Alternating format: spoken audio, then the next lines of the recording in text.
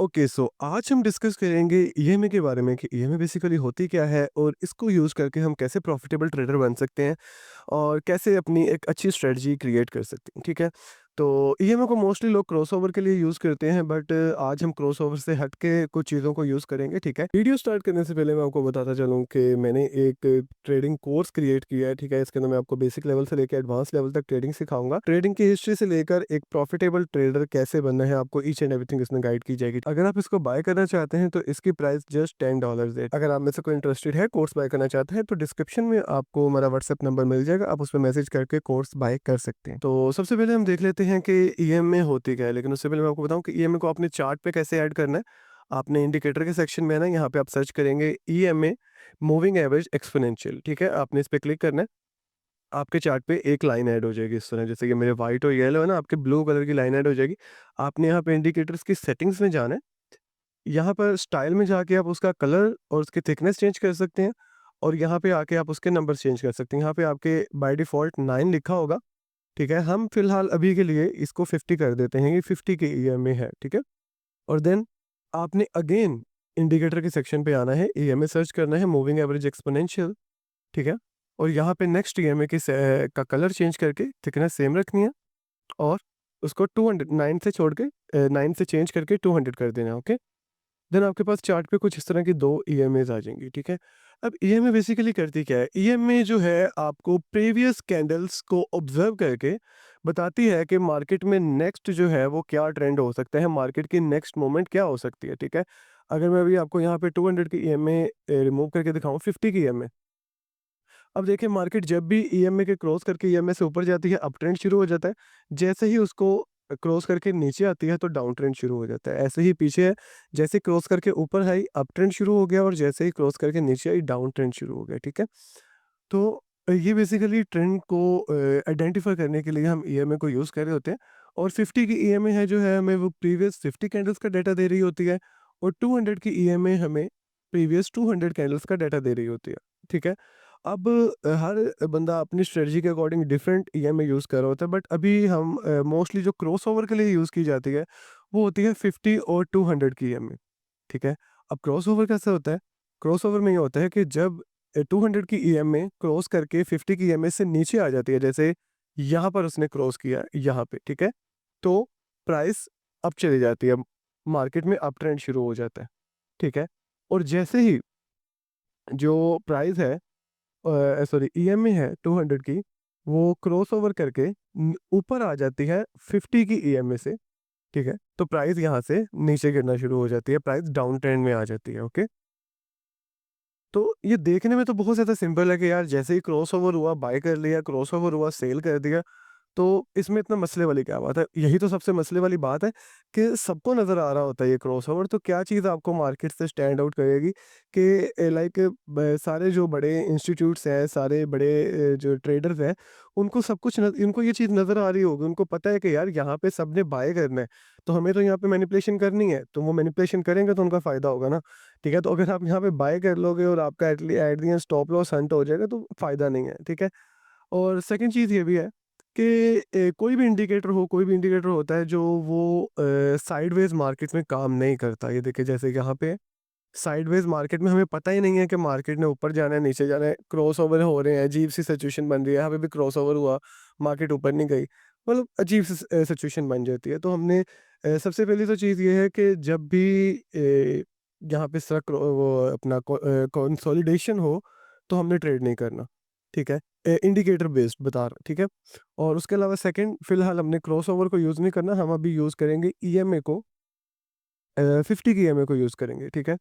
हम करेंगे इंट्राडे की एक स्ट्रेटजी क्रिएट करेंगे। अच्छा, इस स्ट्रेटजी के कुछ रूल्स हैं वो मैं आपको बता देता हूँ। सबसे पहले हमने करनी है ट्रेंड आइडेंटिफिकेशन।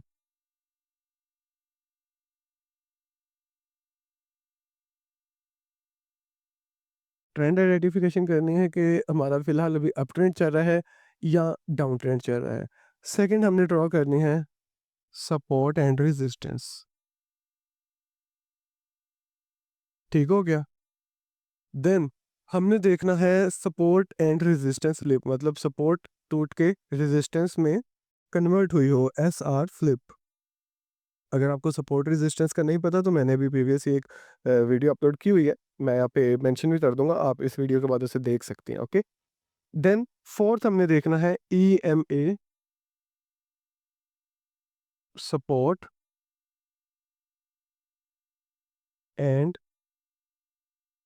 कि प्राइस ईएमए की सपोर्ट और रेजिस्टेंस लेती है कि नहीं। ओके, सबसे पहला क्या है हमारा रूल है, सबसे पहला हमारा रूल है ट्रेंड आइडेंटिफिकेशन। हमने ट्रेंड देखना है मार्केट में, ट्रेंड जो है अभी फिलहाल क्या चल रहा है मार्केट में। अभी मार्केट लोअर लोज बना रही है, ये भी लाइव मार्केट दिखा रहा हूँ आपको बिटकॉइन की, ठीक है।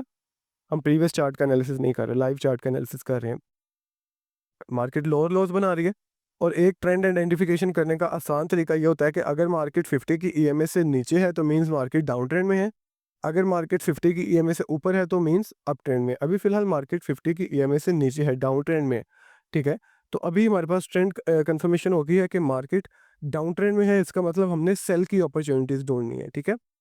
देन हम देखेंगे सपोर्ट और रेजिस्टेंस, ठीक है। मार्केट में जो प्रीवियस सपोर्ट थी वो ये थी, यहाँ पे इस तरह, ठीक है। ये रही, जो कि अब ब्रेकडाउन होके रेजिस्टेंस बन चुकी हुई है। इसका मैं कलर रेड कर देता हूँ सिंप्लिसिटी के लिए।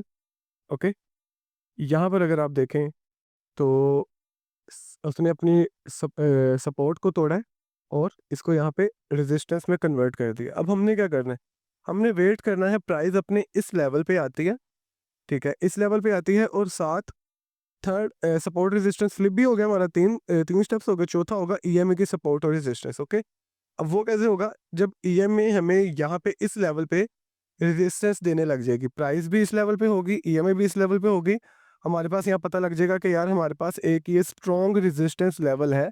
देन हम यहाँ पे इसको सेल कर सकेंगे, और हमारा टारगेट क्या होगा, हमारा टारगेट होगा जो नेक्स्ट सपोर्ट है वो जो कि बन रहा है ये वाला एरिया। तो हमारी ट्रेड जो है वो कुछ इस तरह की बनेगी, अगर मैं आप लोग को यहाँ पे दिखाऊं।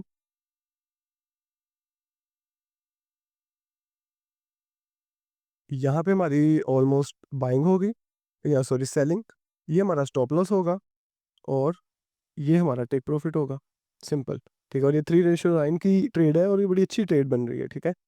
देन अगर हम एक प्रीवियस एक और एग्जांपल की तरफ जाएं तो देखें जी, सबसे पहले ट्रेंड आइडेंटिफिकेशन करनी है कि मार्केट अप ट्रेंड में है या डाउन ट्रेंड में है, ठीक है। फिलहाल मार्केट अप ट्रेंड में है, तो अगर मैं प्रीवियस ड्राइंग जो है वो रिमूव कर दूं, फिलहाल मार्केट अप ट्रेंड में है, मार्केट हायर हाइज बना रही है, ठीक है।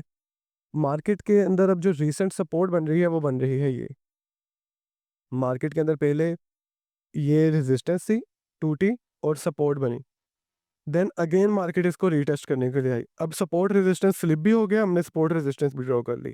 अब हमारा थर्ड स्टेप क्या था, सपोर्ट रेजिस्टेंस स्लिप, और फोर्थ हमारा है कि ईएमए की मार्केट सपोर्ट ले रही हो, जो कि मार्केट ने इस लेवल पे आके ली है, ठीक है।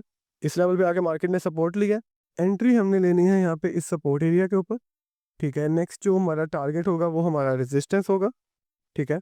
और हमारा स्टॉप लॉस हमारी ये जो प्रीवियस स्विंग है इससे थोड़ा सा नीचे, ठीक है।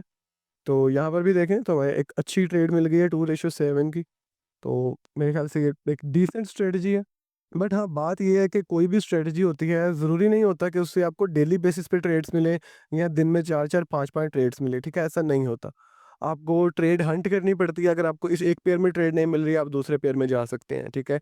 बट आप लोग ये नहीं होता कि कभी भी ऐसा नहीं होता कि आपको कोई भी स्ट्रेटजी है वो ट्रेड्स दी जा रही है, नहीं।